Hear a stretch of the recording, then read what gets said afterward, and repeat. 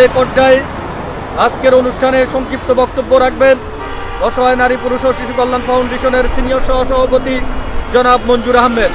জনাব মঞ্জুর আহমেদকে তার সংক্ষিপ্ত বক্তব্য রাখার জন্য বিনীতভাবে অনুরোধ করছি। আসসালামু আলাইকুম। সম্মানিত আজকের আমাদের অতিথিবৃন্দ, আমরা আজকে বৃক্ষরোপণ কর্মসূচি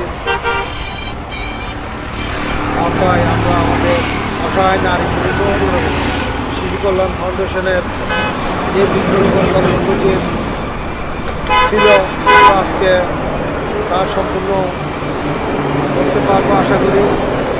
আমাদের এই বৃক্ষের জন্য, অক্সিজেনের জন্য আমাদের বৃক্ষের প্রয়োজন, এটার কোনো বিকল্প নেই।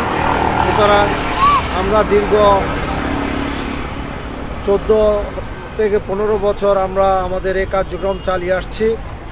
আমি ধন্যবাদ জানাবো আমাদের সম্মানিত উপদেষ্টাদের, যারা আমাদের সাথে এসে এবং আমাদের সাথে পাশে থেকে আমাদের উৎসাহ দিয়ে যাচ্ছেন।